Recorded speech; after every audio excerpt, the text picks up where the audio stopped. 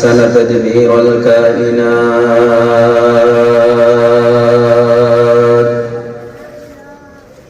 فخلق الأرض والسماوات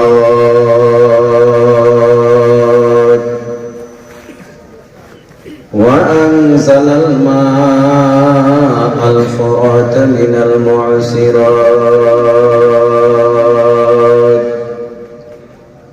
فأخرج به الحب والنبات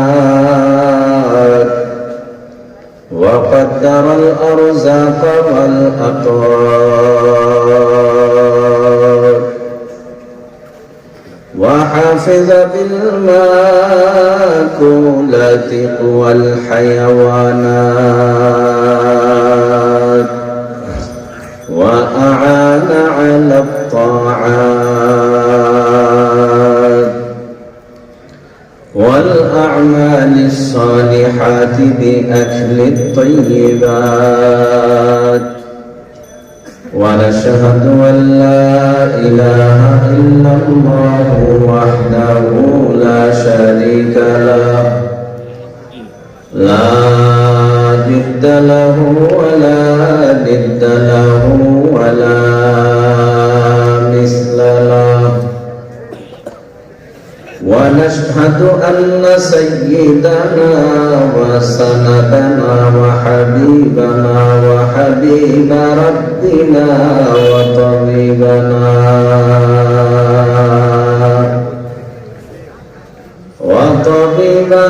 وطبيب قلوبنا ومولانا محمدا عبده ورسوله صلى الله تعالى عليه وعلى آله وأصحابه وبارك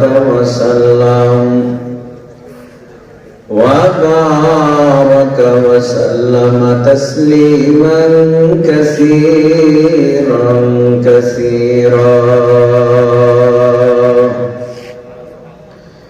الذي أرسله الله تعالى بالحق بشيرا ونذيرا وداعيا إلى الله بإذنه وسراجا منيرا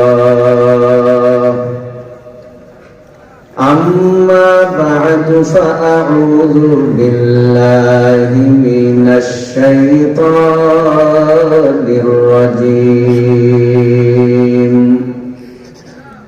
بسم الله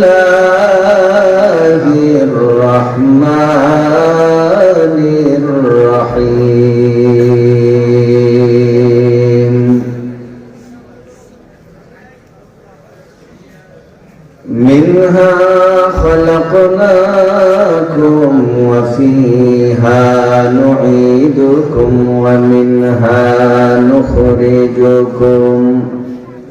ومنها نخرجكم تارة أخرى وقال تعالى كل من عليها فان ويبقى وجه ربك ذو الجلال والإكرام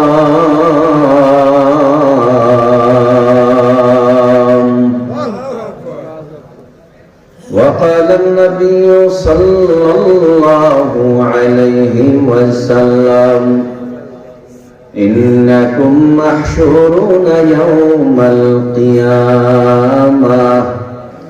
حفاة عراة غرلا أو كما قال النبي عليه الصلاة والسلام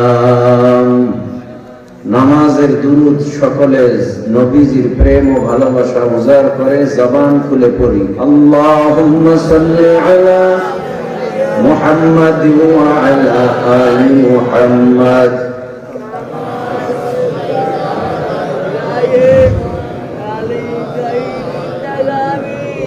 اللهم بارك على محمد وعلى آل محمد كما باركت على إبراهيم وعلى آل إبراهيم إنك حميد مجيد لا إله إلا الله لا إله إلا الله لا إله إلا الله لا إله إلا الله لا إله إلا الله لا إله إلا الله لا إله إلا الله لا إله إلا الله لا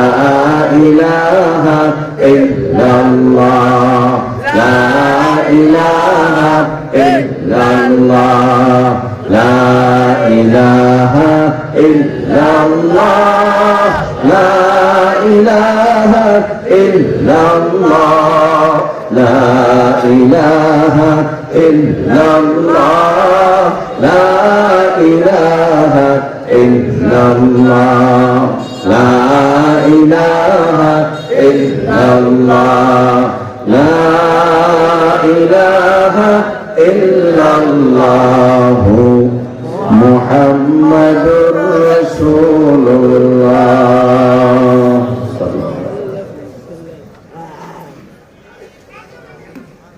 कौनाइन का मुख्तार खुदा तुमको बनाया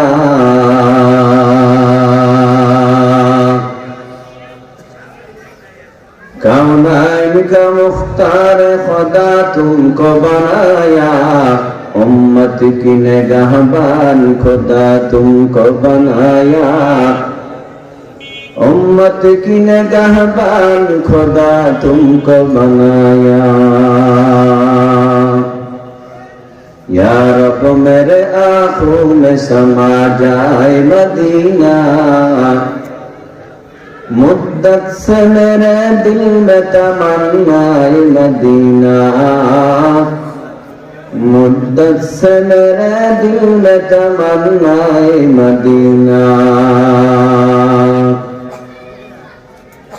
तलवार बकट हो के निकल मैदान आसीर तलवार बकट हो के निकल मैदान आसीर दुश्मन की मुकाबल तो लगाना नारे तकबीर दुश्मन तो मुकाबल तो लगाना नारे तकबीर तू मर्द मुसलमान हो तू मर्द मुसलमान एक हाथ में तलवार हो एक हाथ में कुरान एक हाथ में तलवार हो एक हाथ में कुरान मुखेर दागे विचलित তুমি দেখো না বারবার আত্মার কোন খবর রাখো কি সে যে কুৎসিত কদাকার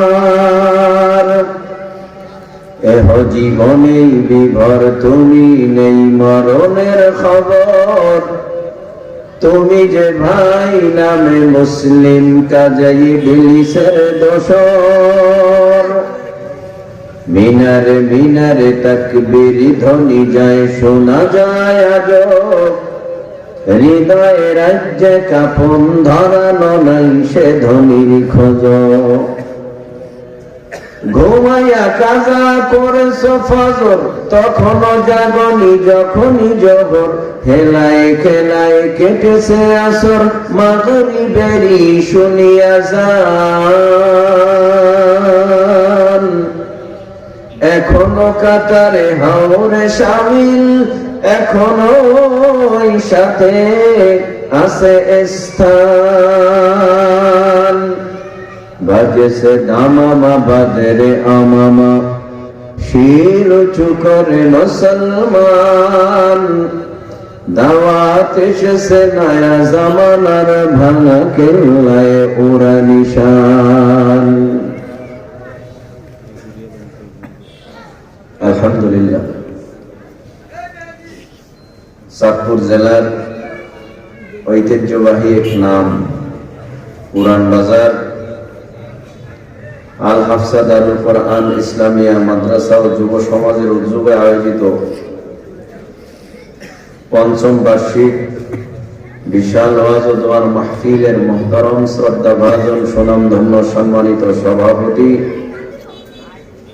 প্রধান অতিথি ও বিশেষ অতিথি বৃন্দ, মুআজ্জাজ ও মুকাররম, জাতির রাহবার, জাতির পথ প্রদর্শক, জাতির কর্ণধার, জাতির গৌরব, ওয়ারাসাতুল আম্বিয়া, বুজুর্গ উলামায়ে কেরাম, দূর দূরান্ত থেকে আগত ইসলাম প্রিয়, কোরআন প্রিয়, দিনদার ও ইমানদার মধ্যে মুজাহিদ মুমিন মুসলমান ভাইরা, সমবয়সী, অতি কাছের, অতি আদরের, অতি মহব্বতের, হৃদয়ের স্পন্দন, কলিজার টুকরা যুবক বন্ধুগণ, পর্দার আড়ালে অবস্থানরত শ্রদ্ধেয়া সম্মানিতা মা ও বোনেরা, দাড়ি পাকা, চুল পাকা, মুরব্বী বাবারা, তরুণ ভাইরা, কিশোর ভাইরা, মাদ্রাসার পড়াবা, স্কুল, কলেজ, ভার্সিটির স্টুডেন্ট বন্ধুগণ, সর্বস্তরের মুসলমান, রব্বে কাবার দরবারে জানাই লক্ষ কোটি শুকর ও সুজুদ যে রব্বে কাবা অত্যন্ত দয়া ও মায়া করে ভালোবেসে দুনিয়ার সব রকম অন্যায়, অশ্লীল, অসভ্য কাজ থেকে মুক্ত করে, ফারেক করে, পরিত্রাণ দান করে, নেকের পরিবেশ, গুনাহ মাফের পরিবেশ, দোয়া কবুলের পরিবেশ তথা হাফাতহুমুল মালাইকা, নূরের রহমতের ফেরেশতাদের পরিবেশে, ওয়াশিয়াতহুমুর রাহমা, রহমত নাজিলের পরিবেশে, ওয়া নাযালাত আলাইহিমুস সাকিনা, রব্বে কাবার তরফ থেকে দয়া, মায়া, ভালোবাসা ও সাকিনা নাজিলের মজমায় বিভিন্ন এলাকা থেকে, বিভিন্ন বংশ থেকে, বিভিন্ন রাজনৈতিক ব্যানারের লোক, বিভিন্ন পীরের মুরিদ, বিভিন্ন মায়ের সন্তান, বিভিন্ন ডাইজ কালারের মানুষ একই জায়গায় উলামায়ে কেরামদের নিসবতে নিজের ইসলার জন্য এহকাল জীবনে শান্তি ও পরকাল জীবনে মুক্তির সন্ধানে যে রব্বে কাবা আমাদেরকে একই জায়গায় জুড়ে মিলে বসার তৌফিক দান করলেন, রব্বে কাবা দেওয়া জবান দ্বারা, শক্তি দ্বারা, জিহ্বাটা নাড়াইয়া অবনত চিত্তে, অধীর আগ্রহে, বুক ভরে, মুখ ভরে সকলে মিলে সমষ্টিগত ভাবে উঁচু আওয়াজে জবান খুলে বলি আলহামদুলিল্লাহ। রব্বুল আলামিন যদি আমাদেরকে এখানে আসার, বসার, বলবার, শ্রবণ করবার সুযোগ করে না দিতেন, আমরা এখানে কেউ আসার, বসার, বলবার, শ্রবণ করবার সুযোগ ছিল না। আপনি আমি শক্তির বলে, বুদ্ধির বলে, শিক্ষার জোরে, ক্ষমতার জোরে এখানে আসতে পারি নাই। আপনাদের কাছে প্রশ্ন করব, আপনারা আওয়াজ দিবেন সিংহের মতো, আওয়াজ দিয়ে বলবেন এখানে আমাকে আপনাকে যিনি উপস্থিত করে দিয়েছেন তেনার নাম কি? আপনার ডানে বামে অনেকেই আল্লাহ শব্দটা উচ্চারণ এখনো করেনি, নীরবতা পালন করেছে। আপনি তাকে সজাগ করে আল্লাহ শব্দ যদি উচ্চারণ করান, সহযোগিতা করে, আপনারও লাভ হবে। মহাব্বতে উঁচু আওয়াজে বলুন এখানে আমাকে আপনাকে আসার তৌফিক দিয়েছেন কেউ? আমরা ধরি, আমরা বলি, আমরা দেখি, আমরা হাঁটি, আমরা শুনি। দেখা, বলা, শোনা, ধরা, হাঁটা এর ক্ষমতা দিয়েছেন কি? বহু মানুষ পৃথিবীতে বসবাস করে, ইচ্ছা করলে আসতে পারতো, মাইকের আওয়াজও কানে যায়, রাস্তাঘাট, দোকান পাটে অযথা সময় নষ্ট করতেছে। সে যদি এখনো নিয়তকে সহি করে, কদম বাড়ায়, মান আতানি ইয়ামশি আতাইতুহু হারওয়ালা, হাদিসে কুদসির ভিতরে আল্লাহ পাক বলেন, বান্দা যখন নেক কাজের জন্য এক কদম আগায়, আল্লাহর রহমত ওই বান্দার পিছনে 2 কদম আগায়। বান্দা হেঁটে আগালে আল্লাহর রহমত দৌড়ে যায়, বান্দা দৌড় দিয়া আগালে আল্লাহ বান্দাকে কুদরতি কোলে তুলে নিয়ে বান্দার জীবনের সব গুনাহ মাফ করে দেয়। আমরা ধরি, হাঁটি, বলি, দেখি, যাই করি। বলুন তো আপনারা মহব্বতের নজরে ধরা, দেখা, শোনা, বলা, হাঁটা আল্লাহ সেকেন্ডের ভেতরে সব বন্ধ করে দিতে পারে, এ ক্ষমতা তার আছে না নাই? আমি দেখি, দেখার বাহাদুরি, আমি ধরি, ধরার বাহাদুরি, আমি হাঁটি, হাঁটার বাহাদুরি, আমি শুনি, শোনার বাহাদুরি। মালিক যদি বেজার হয় সেকেন্ডের ভেতরে 3.5 হাত বডিটাকে অবশ করে দিতে পারে। কি বাহাদুরি করি! আল্লাহ কি কম বাহাদুর? আল্লাহ আপনারে বানাইছে, আমাকে বানাইছে। ইচ্ছা যদি করেন আমার আল্লাহ আপনাকে আমাকে জমিনের ভেতরে সেকেন্ডের ভেতরে স্টকের মতো বেধি দিয়া, প্যারালাইসিসের মতো রোগ দিয়া ঘরের মধ্যে ঘুম পাড়ায় রাখতে পারে। বহু যুবক দেখেছি, কথা বলতে পারে না, দোয়ার জন্য আসে, কি ব্যাপার, কি হয়েছে, কথা বলতে পারে না, কাঁপে, হাঁটে। হুজুর বয়স কম, কত? 25, 22, 23। এই জাতীয় যুবক কি হয়েছে? হুজুর হাঁটার পথে হঠাৎ পড়ে গেছে, ডাক্তারখানা নিছি, আর হাঁটতেও পারে না, কথাও বলতে পারে না।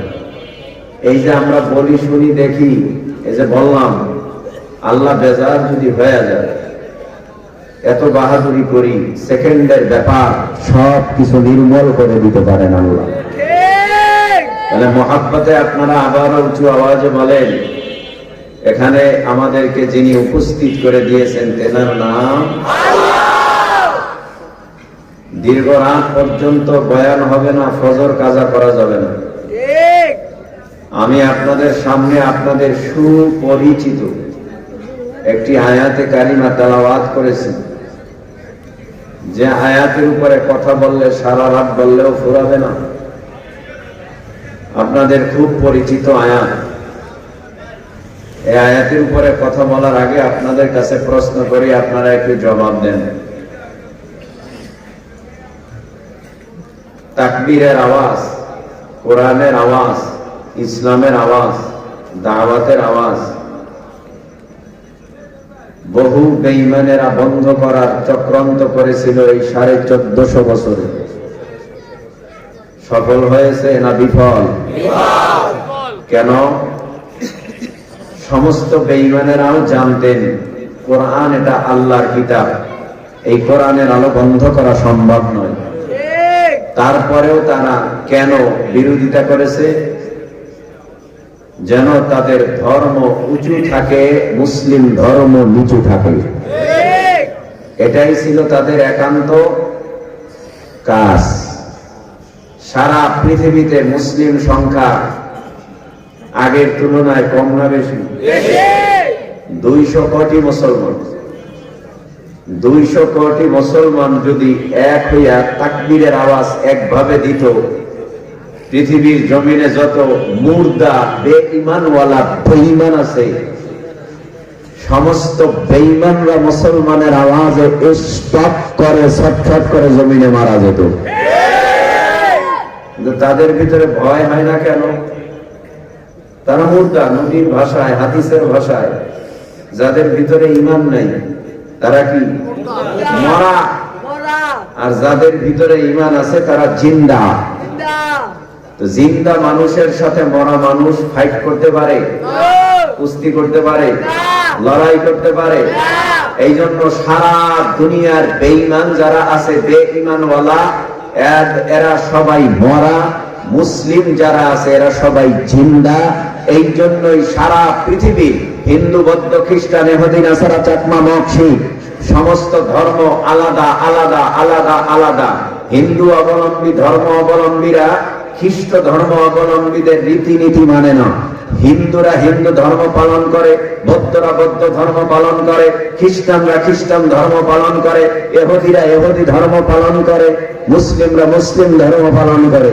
কিন্তু মুসলিম ছাড়া যত ধর্ম অবলম্বী আছে সমস্ত ধর্ম অবলম্বীরা এক হইয়া সারা দুনিয়া জুড়ে তোলপাড় করে ফেলেছে। গোটা পৃথিবীর জমিনে যত মুসলিম আছে সব মুসলিম নিধন করো, সারা দুনিয়ার মুসলমানদেরকে জবাই করো, সারা দুনিয়ার মুসলমানদেরকে দুনিয়া থেকে বিদায় করো। এই ব্যাপারে ধর্ম আলাদা থাকলেও সবাই এক, কিন্তু মুসলিম জাতি কপাল এমন ভাবে ফিরেছে, এত মার খায়, এত মার খায়, বেঈমানের হাতে এত লাঞ্ছিত হয়, তবুও আজও এখনো পর্যন্ত মুসলিম জাতি টুপিওয়ালা, দাড়িওয়ালা, জিব্বাওয়ালা, পাগড়িওয়ালা মুসলমান কালেমাওয়ালারা আজও এক হতে পারে না। কি জবাব দিবা নবীর কাছে, আল্লাহর কাছে? কি জবাব দিবা? জবাব ঠিক করতে হবে। ভাই আমি বলে যাই, আগেই যেহেতু শুরু করেছি, শুরুতেই আমি বলি, আমার বাড়ি বরিশাল, আপনাদের বাড়ি চাঁদপুর, কালেমা আলাদা। মাথা ঝুলাবেন কেন? জবান দিছে আল্লাহ কথা বলতে, চুপ থাকতে। তো জবান দিয়ে জবান খুলে জোরে বলেন আলাদা, আরো জোরে। ভাই আওয়াজ তো মানুষ বেশি লাগে না, মানুষের মতো মানুষ 313 হলেই সারা পৃথিবী জয় করা সম্ভব। আপনাদের ভিতরে ঈমান আছে, ঈমানের বারুদ আছে। আপনাদের কাছে কামান নাই, বিমান নাই, ট্যাঙ্ক নাই, বোম নাই, রাইফেল নাই, তবে আপনাদের কাছে যা আছে বেঈমানের কাছে তা নাই। মুসলমানের কাছে কি আছে? বলে কালেমার অস্ত্র আছে, ঈমানের অস্ত্র আছে। বেঈমান যদি লক্ষ কোটিও থাকে, মুসলমান সংখ্যায় যদি কম থাকে, মুসলমানের আওয়াজে বেঈমানরা তাকে স্টপ করে মারা যাবে। সমস্ত মুসলিম জাতি যুদ্ধের ময়দানে বিজয় অর্জন করেছে শুধুমাত্র মুসলমান ঈমানের আওয়াজে, ঠিক কিনা বলে? অস্ত্র দিয়া নয়, বেশি জনস্রোত দিয়া নয়। মুসলিমরা প্রতিটা যুদ্ধে জয় লাভ করেছে ঈমানের বলে, বলিয়ান হয়ে। আল্লাহু আকবার। আমরা যারা আছি এরাই যদি দাঁড়ায় যায়, এই বেঈমানেরা নবীরে আর গালি দিবি না, আমরাই যদি দাঁড়িয়ে যাই, এ বেঈমানেরা, এই চাঁদপুরের মধ্যে কোন বেঈমান নবীরে গালি দিলে কবর পিঠে ভেঙে ফেলবো। যদি এমন আওয়াজ এখান থেকেই তুলতে পারেন, আল্লাহর কসম কোন নবীর দুশমন নবীরে গালি দেওয়ার সাহস পাবে না। কি বলছিলাম? কালেমা, কোরআন এখনো এক কয় না, কাবা, আল্লাহ সব যদি এক হয়, কিন্তু রাজনৈতিক ব্যানার এক না আলাদা? হ্যাঁ, আলাদা। আওয়ামী লীগ, বিএনপি, জাতীয় পার্টি, জামাত, হেফাজত, জমিয়ত, খেলাফত, চরমনাই আসেনি? ওরে আল্লাহ, দলের অভাব নাই, এক একজনে এক এক দল করে, কিন্তু নবীরে গালি দিলে তখন সবাই এক হয়ে যায়। কথা কয় না?